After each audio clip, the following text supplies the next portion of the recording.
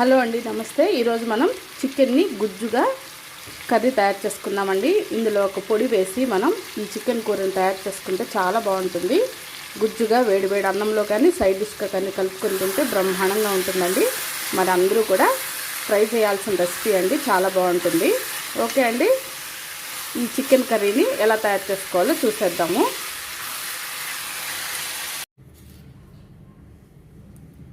రెండు టీ స్పూన్లు ధనియాలు, పావు టీ స్పూన్ జీలకర్ర, అర టీ స్పూన్ మిరియాలు, కొద్దిగా చెక్క, 2 యాలకులు, 4 లేదా 5 లవంగాలు తీసుకొని పెనుములో దోరగా వేయించుకొని పొడి కొట్టేసుకోవాలి.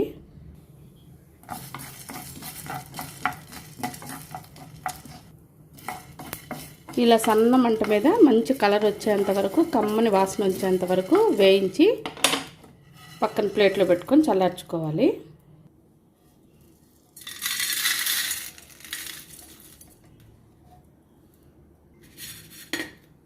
స్టవ్ వెలిగించుకొని కడాయి పెట్టేసుకొని 4 టేబుల్ స్పూన్లు నూనె వేసుకోవాలి. ఈలోగా మనం 3/4 కేజీ చికెన్ తీసుకొని 2 సార్లు బాగా కడిగేసి నీళ్ళన్నీ వంపి పెట్టేసుకొని ఇందులో మనం 3/4 టీ స్పూను సాల్టు, అర టీ స్పూను పసుపు, 1 స్పూన్ కారం పొడి, 1 స్పూన్ ధనియాల పొడి, పావు teaspoon garam masala powder, 2 tea స్పూన్లు అల్లం వెల్లుల్లి పేస్ట్ వేసేసి ఇవన్నీ బాగా చికెన్ ముక్కలకి పట్టే విధంగా కలిపేసుకోవాలి.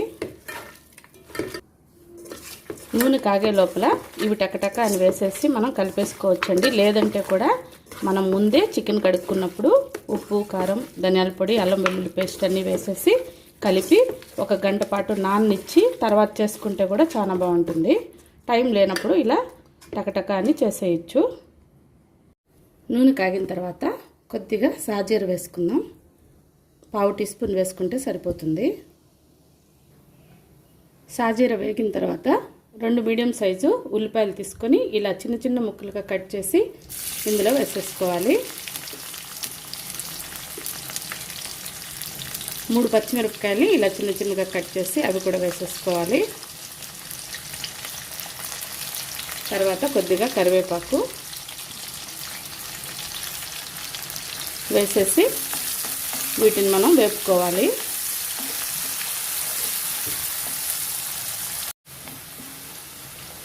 ఉల్లిపాయలు మెత్తబడేంత వరకు వేయించుకున్న తర్వాత ఇందులో అల్లం వెల్లుల్లి పేస్ట్ వేసి కూడా వేయించుకోవచ్చండి. నేను ఆల్రెడీ చికెన్లో కలిపేసుకున్నాను కాబట్టి ఇక్కడ వేయట్లేదు. లేదంటే మీరు అక్కడ 1 టీ స్పూన్ అల్లం వెల్లుల్లి పేస్ట్ వేసి కలుపుకొని ఇక్కడ ఒక అల్లం వెల్లుల్లి పేస్ట్ 1 టీ స్పూన్ వేసేసుకొని కూడా మీరు ఈ విధంగా చేసేసుకోవచ్చు. ఇప్పుడు ఇందులో 2 మీడియం సైజ్ టమాటోల్ని చిన్న చిన్నగా కట్ చేసుకుని అవి కూడా వేసేసుకొని ఇవి మెత్తబడేంత వరకు మళ్ళీ మనం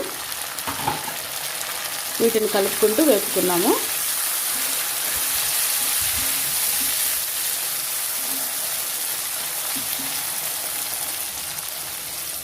మూత పెట్టేసి ఒక 2 నిమిషాలు మనం దీన్ని మగ్గే వరకు మనం వేయించుకుందాం.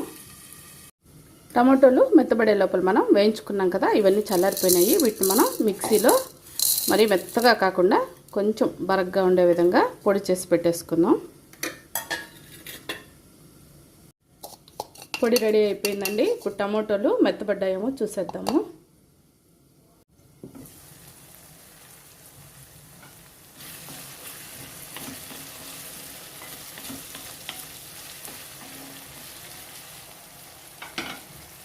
కొంచెం మెత్తబడితే చాలండి. ఈ టైంలో మనం చికెన్, ఉప్పు, కారం అన్నీ వేసి మనం కలిపి పెట్టుకున్నాం కదా, దాన్ని ఇందులో వేసేసుకుందాం. ఉల్లిపాయలు అన్నీ వేగే లోపల ఈ 10-15 నిమిషాల్లో మనకి చికెన్ నానితే కూడా సరిపోతుందండి. లేదంటే ముందే మనం ఎక్కువసేపు నానబెట్టుకుంటే కూడా ముక్క చాలా సాఫ్ట్గా బాగుంటుంది. సో మనం నానబెట్టుకున్న చికెన్ అంతా ఇందులో వేసేసుకొని ఒకసారి కలిపేసుకుందాం.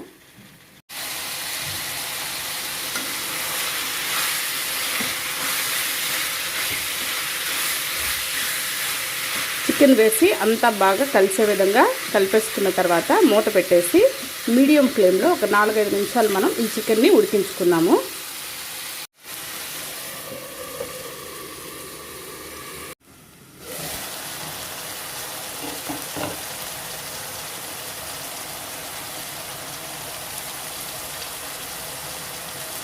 నీళ్ళన్నీ ఎగిరిపోయి ఇలా నూనె పైకి తేలుతుంది. అంతవరకు మనం దీన్ని మూత తీసి మధ్య మధ్యలో కలుపుకుంటూ ఇందులో నీళ్ళంతా ఎగిరిపోయేంత వరకు మనం ఉడికించుకోవాలి.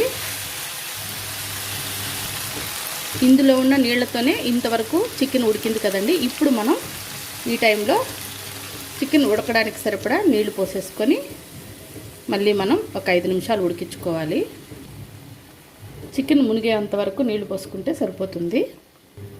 ఈ టైంలో 1/2 టీ స్పూను ఉప్పు కూడా వేసేసి ఒకసారి మొత్తం కలిపేసుకొని మూత పెట్టేసి 4-5 నిమిషాలు మనం చికెన్ పూర్తిగా ఉడికేంత వరకు ఉడికించుకోవాలి.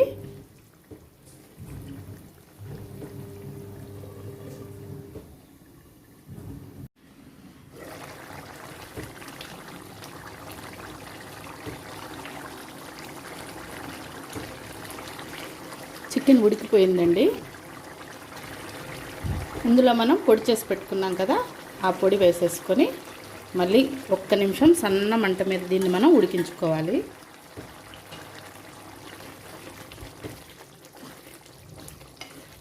నాటుకోడి పులుసులాగా ఉంటుందండి ఈ పొడి వేయడం వల్ల ఈ చికెన్ కూర. తప్పకుండా ట్రై చేయండి. అంతా ఒకసారి కలిపేసుకొని సన్న మంట మీద ఒక 2 నిమిషాలు దీన్ని మనం ఉడికించుకోవాలి.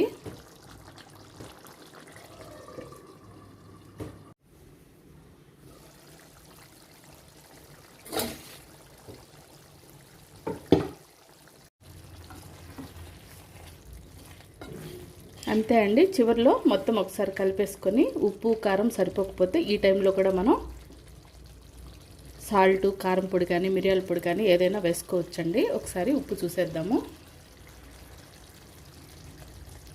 కొద్దిగా సాల్టు, కొద్దిగా కారం పొడి, కొద్దిగా మిరియాల పొడి, తరిగిన కొత్తిమీర కూడా వేసేసుకొని ఒక 1/2 నిమిషం మళ్ళీ మనం సన్న మంట మీద దీన్ని ఉడకనిద్దాము.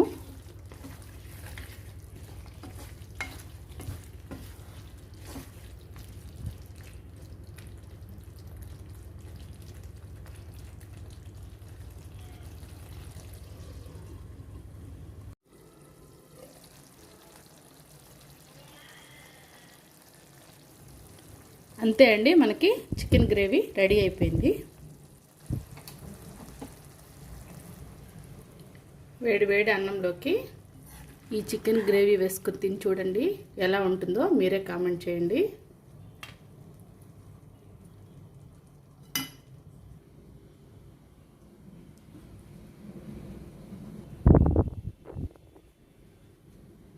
అంతే అండి, ఇలా సులభంగా చికెన్ కూర తయారు చేసుకునే లోపల మిరియాల రసం కూడా చేసేసుకోవచ్చండి.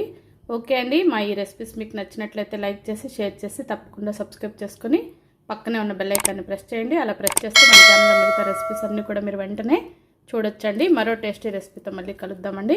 Thank you for watching. Bye అండి.